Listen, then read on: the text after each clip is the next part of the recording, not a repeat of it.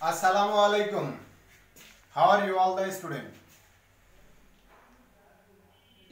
I have pre-joined this class and discuss about right form of verb. Right form of verb সম্পর্কে আমি আবার আলোচনা করব। এখন যে রুলসটি নিয়ে আলোচনা করব সেই রুলসটি হলো বর্তমানে বা একটি কাজ বর্তমানে না হয়ে একটি কাজ দীর্ঘ সময় যাবত চলতেছে। একটি কাজ কি করতেছে? দীর্ঘ সময় যাবত চলতেছে বোঝাতে ভার্বের প্রেজেন্ট পারফেক্ট কন্টিনিউয়াস টেন্স হয়। কি হয়? প্রেজেন্ট পারফেক্ট কন্টিনিউয়াস টেন্স হয়। অর্থাৎ প্রেজেন্ট পারফেক্ট কন্টিনিউয়াস টেন্সের ফর্মুলা অনুযায়ী ব্র্যাকেটের ভার্বকে কারেক্ট করতে হবে। এখন একটা কাজ দীর্ঘ সময় যাবত চলতেছে না কম সময় যাবত চলতেছে না কি করতেছে, এটা কি আমরা সেন্টেন্স পড়ে বের করতে পারবো? আসলে পারবো না, তাই না? সেই যোগ্যতা আমাদের হয় না অনেকেরই হয়তো। তার জন্য আমি একটি শর্ট টেকনিক শিখিয়ে দেব এক্সাম্পলের মধ্যে, ঠিক আছে? তা আবার কি বলছিলাম, একটি কাজ দীর্ঘ সময় যাবত চলতেছে বোঝাতে ভার্বের প্রেজেন্ট পারফেক্ট কন্টিনিউয়াস টেন্স হয়। আর প্রেজেন্ট পারফেক্ট কন্টিনিউয়াস টেন্সের স্ট্রাকচারটা হচ্ছে সাবজেক্ট প্লাস হ্যাভ বিন অথবা হ্যাজ বিন প্লাস বি1 এর সাথে আইএনজি অবজেক্ট এক্সটেনশন। ক্লিয়ার? তাহলে এবার আমরা এক্সাম্পলে শিখিয়ে দেব যে দীর্ঘ সময় যাবত চলতেছে কিনা। যেমন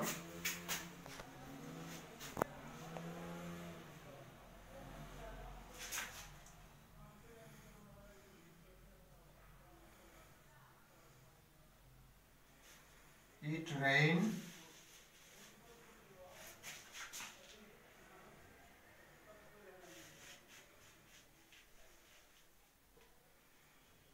morning.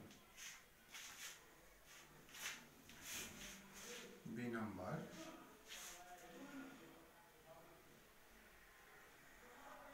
they learn for 5 hours. 5 hours. প্রিয় শিক্ষার্থী, আমার কথাগুলো বোঝার চেষ্টা করো। এই সেন্টেন্স দেখে কি আমরা বুঝতেছি যে আসলে কাজটা দীর্ঘ সময় চলতেছে না কি পূর্বে শুরু হয়েছে, এইগুলা কিছু বুঝতেছি আমরা? আসলে বুঝতেছি না, তাই না? আসলে বোঝার কথা না। এটা কোন ফর্মুলায় করবো? এখানে দেখো তো কোনো ফর্মুলা আছে নাকি নাই। তাহলে দীর্ঘ সময় চলতেছে নাকি তাও বুঝতেছি না, তাহলে কিভাবে ভার্বটাকে রাইট করব? হ্যাঁ, এই ধরনের সেন্টেন্সে আমি দেখছি অনেক সময় নোটিস করছি যে ছাত্রছাত্রীরা ভার্বের সাথে এস যোগ করে অমুক করে, কারণ কি? তারা চিনতে পারে না, তাদের ব্যর্থতার কারণে। তার কারণ চিনতে পারে না, সেই জন্য। আর আমি চিনিয়ে দেবো, আজকে চিনিয়ে দেবো, এরপরে তোমরা ভুলবা না। সেটা হলো এই যে দেখো সিন্স, এই যে ফর, কি বলছি? সিন্স এবং ফর, এই দুইটার পরে যদি কোনো সময়ের উল্লেখ থাকে, এই দুইটার পরে যদি কোনো সময়ের উল্লেখ থাকে তাহলে প্রেজেন্ট পারফেক্ট কন্টিনিউয়াস টেন্সের ফর্মুলায় এই ভার্বকে কারেক্ট করতে হবে। এই সিন্সের পরে যদি কোনো সময় থাকে, ফরের পরে যদি কোনো সময়ের উল্লেখ থাকে, প্রিয় শিক্ষার্থী খেয়াল করো, সিন্সের পরে মর্নিং কি একটা সময়ের উল্লেখ আছে না? মর্নিং কি একটা সময় না? সকাল। হ্যাঁ। ফর, ফরের পরে 5 আওয়ার্স একটা সময়ের উল্লেখ আছে না? আছে তো প্রিয় শিক্ষার্থী? যদি থাকে তাহলে এই অংশটা হবে প্রেজেন্ট পারফেক্ট কন্টিনিউয়াস টেন্সের ফর্মুলায় কারেক্ট করতে হবে। প্রেজেন্ট পারফেক্ট কন্টিনিউয়াস টেন্সের structure subject plus have been oblique has been plus B one এর সাথে আইএনজি প্লাস বি1 এর সাথে আইএনজি প্লাস বি1 এর সাথে আইএনজি। এটা হলো formula. Subject third person singular number হলে হ্যাজ বিন হবে, আর বাকি সকল সাবজেক্টের পরে হ্যাভ বিন হবে। তাহলে এবার আসি আমরা ভার্ব কারেক্ট আসি। আমরা ফর্মুলা জানলাম, চেনার উপায় জানলাম। কি বলছিলাম? সিন্সের পরে কোনো সময়ের উল্লেখ থাকলে প্রেজেন্ট পারফেক্ট কন্টিনিউয়াস টেন্সের স্ট্রাকচার অনুযায়ী করতে হবে। সিন্সের পরে মর্নিং আছে না? হ্যাঁ। তাহলে দেখো সাবজেক্ট এই যে এখানে ইট সাবজেক্ট, হ্যাভ বিন বা হ্যাজ বিন একটা বাদ পড়ছে না? এখন হ্যাজ বিন হবে না হ্যাভ বিন হবে? হ্যাজ বিন হবে, কারণ সাবজেক্ট হলো third person singular number. It, he, she, it এবং যে কোনো একটা নাম থার্ড পারসন সিঙ্গুলার নাম্বার, তাহলে হ্যাজ বিন হবে। বসাইলাম আমরা হ্যাজ বিন, হ্যাজ বিন বসাইছ। এইবার ভার্বের সাথে এই যে বি1 এর সাথে আইএনজি, বি1 এর সাথে আইএনজি রেইনিং, অর্থাৎ রেইন দেওয়া আছে, বি1 দেওয়া আছে, এর সাথে আইএনজি করলে হয় রেইনিং। বাকি অংশ ক্লিয়ার? আমাদের আর সেন্টেন্সে কি রইলো না রইলো এটা আমাদের দেখার বিষয় না, আমাদের ভার্বটা কারেক্ট হলে শেষ। এরপরে এই যে ফরের পরে দেখো একটা সময় উল্লেখ আছে 5 আওয়ার্স। তাহলে আসি আমরা স্ট্রাকচার অনুযায়ী কারেক্ট করি। সাবজেক্ট, এই যে সাবজেক্ট দে আছে আছে, এরপরে কি হ্যাভ বিন হবে না হ্যাজ বিন হবে? হ্যাভ বিন হবে, কারণ দেটা হলো থার্ড পারসন সিঙ্গুলার নাম্বার না, সেই জন্য থার্ড পারসনই কিন্তু প্লুরাল, তাহলে হবে have been, have been plus ভার্বের সাথে আইএনজি লার্ন, এর সাথে আইএনজি করলে হয় লার্নিং। ক্লিয়ার প্রিয় শিক্ষার্থী? Let's next rules. It is time, it is high time, it is time, it is high time, wish, fancy. It is time, it is high time, wish, fancy থাকলে ব্র্যাকেটের ভার্বের past form হয়। ব্র্যাকেটের ভার্বের কি হয়? Past form. কি বলছি আবার বলে দিচ্ছি, it is time, it is high time, wish, fancy থাকলে ব্র্যাকেটের ভার্বের পাস্ট ফর্ম হয়। ব্র্যাকেটের ভার্বের কি হয়? পাস্ট ফর্ম হয়। তাহলে আমরা একটা एग्जांपल দিয়ে পরিষ্কার হয়ে আরো।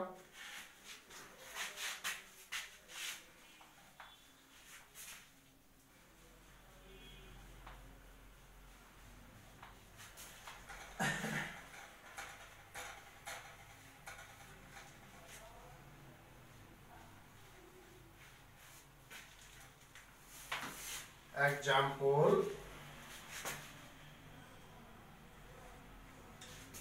it is high time,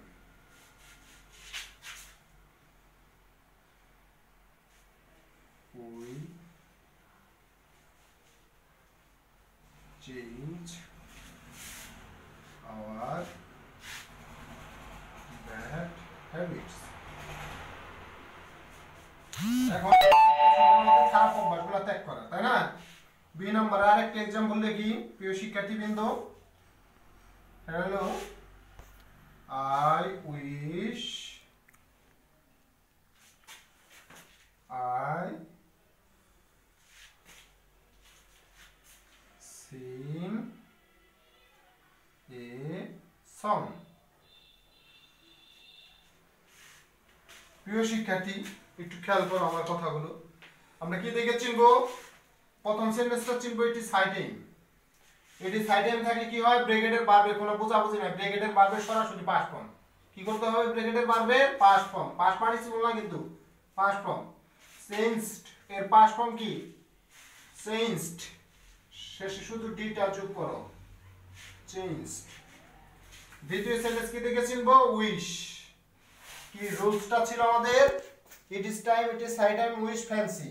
এই চারটা কথা উল্লেখ থাকলে ব্র্যাকেটের ভার্বের হয় পাস্ট ফর্ম। এখানে আমাদের ব্র্যাকেটের ভার্ব হচ্ছে সিং, তাহলে উইশ দেখে চিনবো। ব্র্যাকেটের ভার্বের কি করে দেব? পাস্ট ফর্ম করে দেব। অ্যানসার শিটে চয়া সরাসরি সিং এর পাস্ট ফর্ম জানা আছে? না জানা থাকলে আমি লিখে দিচ্ছি স্যাং। ওকে, next rules.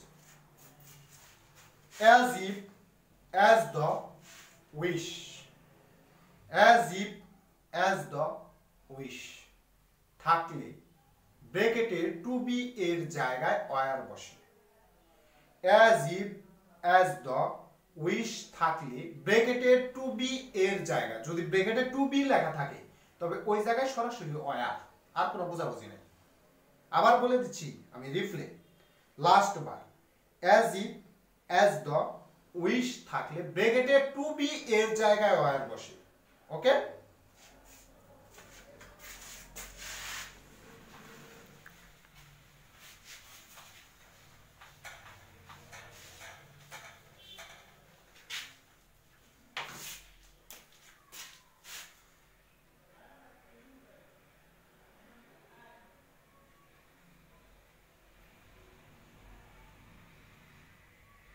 talks as if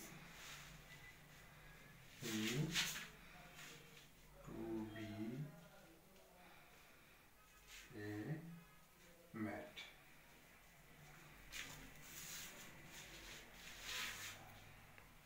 আরেকটা I wish I to be a king. প্রিয় শিক্ষার্থী খেয়াল করো, আমি বলছিলাম as if as the wish থাকলে ব্র্যাকেটে to be এর জায়গায় আর বসে। তাহলে দেখো তো এই যেখানে উইশ আছে, এখানে উইশ আছে, ব্র্যাকেটে কি টু বি আছে? আছে। এখানে অ্যাজ ইফ আছে, ব্র্যাকেটে টু বি আছে? আছে। তাহলে অ্যানসার শীট, এখানে অ্যানসার লেখো। টু বি এর জায়গায় কি বসবে? টু বি এর জায়গায় বসবে ওয়ার। পুনঃ বুঝাবুঝি না, এখানেও টু বি এর জায়গায় বসবে ওয়ার।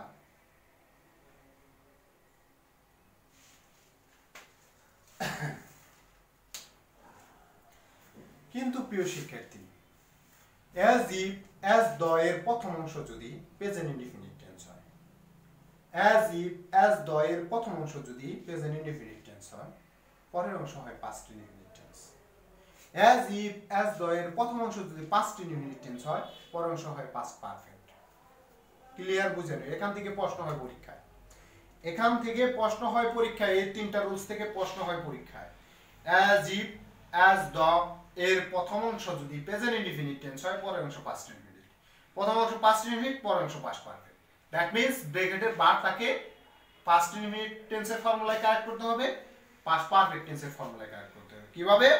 যদি প্রথম অংশ প্রেজেন্ট ইনডিফিনিট টেন্স হয় as if as the এর, তাহলে পরের অংশে পাস্ট ইনডিফিনিট টেন্সের ফর্মুলা অনুযায়ী ভার্বকে কারেক্ট করতে হবে।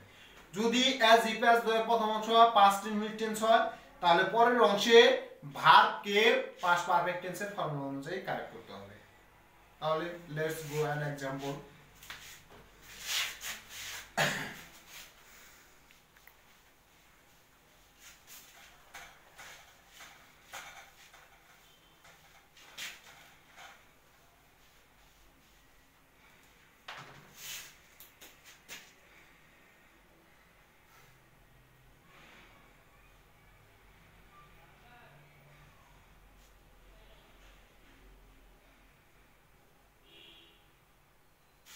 Talks as if he knew the matter. সে এমন জবাবের কথাটা বললো যেন সে ঘটনাটা জানে।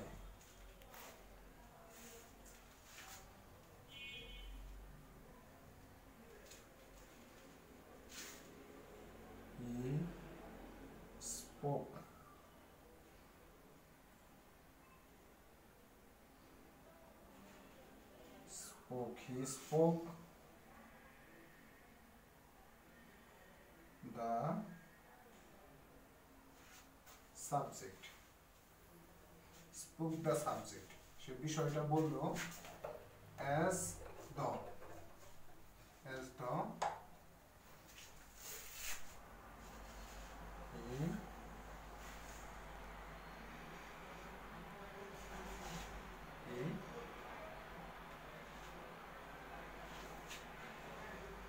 এখানে নো ভার্বটি দিলাম, the subject।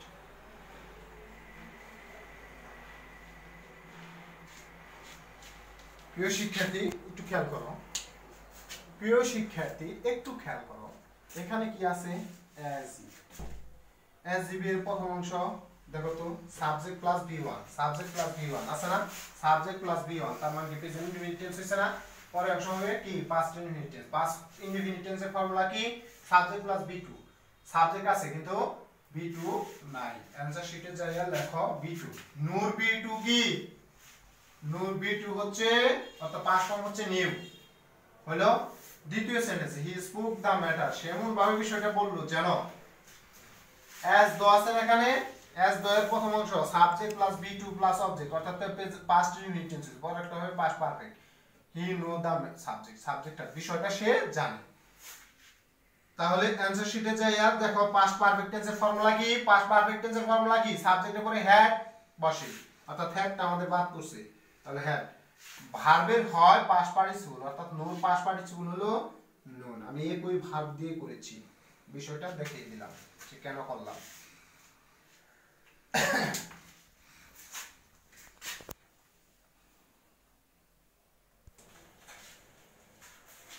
তাহলে প্রিয় শিক্ষার্থী, আশা করি তোমরা বুঝতে পেরেছ।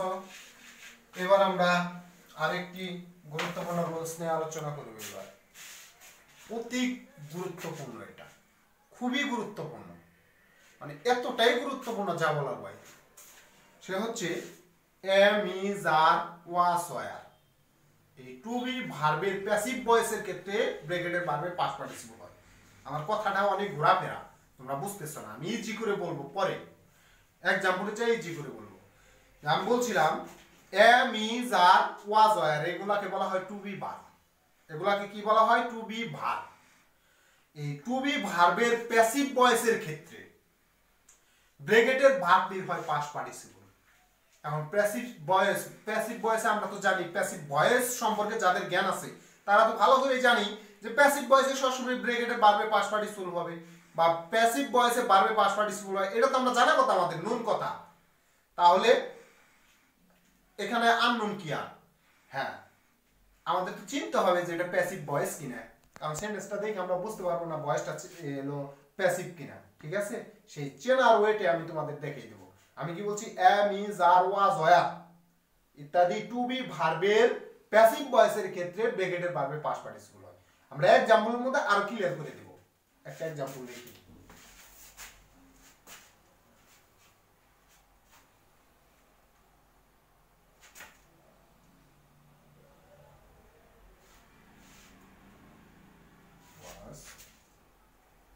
Still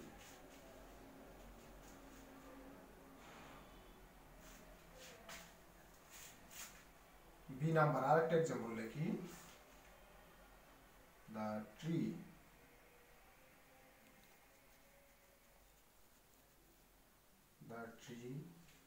is up road। প্রিয় শিক্ষার্থী, এখানে খেয়াল করো, বাক্যটা প্যাসিভ না active. The book was still, বইটা চুরি হয়েছে। বাংলাটা আগে বুঝো, বইটা চুরি হয়েছে। কেরা করছে? কে করছে? কেউ তো করছে। এটা কাজটা কেউ করে নাই। কেউ না করলে তার হয় না কাজটা না। তাহলে ক্রিয়ার কাজ, বাক্যের অর্থাৎ বাক্যের ক্রিয়ার কাজ কে বা কারা করছে তা যদি বাক্যে উল্লেখ না থাকে তাহলে বাক্যটা প্যাসিভ। তাহলে বাক্যটা হয় প্যাসিভ। তাহলে কারা করছে না করছে কোনো উল্লেখ নাই, আছে কিন্তু কাজ কিন্তু একজনে করছে, সামওয়ান করছে। কেউ না কেউ চুরিটা করছে কিন্তু তার নাম উল্লেখ নাই, এই জন্য বাক্যটা হলো প্যাসিভ। যার কারণে ওয়াজ ওয়ার আছে, অর্থাৎ এম ইজ আর ওয়াজ ওয়ারের একটা আছে টু বি ভার্ব, এই জন্য ব্র্যাকেটের ভার্বে পাস্ট পার্টিসিপল হবে। আবার বলে দিচ্ছি প্রিয় শিক্ষার্থী, যে ক্রিয়ার কাজ কে বা কারা করলো তা যদি বাক্যে উল্লেখ না থাকে তবে বাক্যটা প্যাসিভ। আর সেখানে যেহেতু টু বি ভার্ব আছে তাহলে ব্র্যাকেটের ভার্বের পাস্ট পার্টিসিপল করতে হবে। বুঝতে পারলেন? তাহলে এই কাজটা কে করছে উল্লেখ আছে এখানে। বইটা কে চুরি করছে? সামওয়ান করছে। কেউ না কেউ করছে। এখানে যদি আমরা অ্যাক্টিভ করি তাহলে সামওয়ান স্টিল করছে, চুরি করছে, সাবজেক্ট নাই। তাহলে আমাদের ভার্বের কি করতে হবে? Past participle. স্টিলের পাস্ট পার্টিসিপল কি গো? স্টোলেন। দ্য ট্রি ইজ আপরুট, অর্থাৎ গাছটি উপরে পড়ে। গাছটি উপরে পড়ছে। কে করছে? কে রাগ করছে? এই গাছটা যে উপরে ফলাইছে অবশ্যই জ্বর করছে। জ্বরে করে নাই? হ্যাঁ প্রিয় শিক্ষার্থী, জ্বরে করছে, কিন্তু তার নামটা তো উল্লেখ নাই। তাহলে কি বাক্যটা প্যাসিভ। বাক্যটা কি? প্যাসিভ। ঠিক এই জাতীয় সেন্টেন্স ক্রিয়ার কাজ কেরা করলো না করলো তা যদি বাক্যের মধ্যে উল্লেখ না থাকে তবে সেই ক্ষেত্রে বাক্যটা হবে প্যাসিভ। তাহলে চোখ কান বন্ধ করে আমরা ব্র্যাকেটের ভার্বের করে দেব past participle. It's okay. Answer uprooted।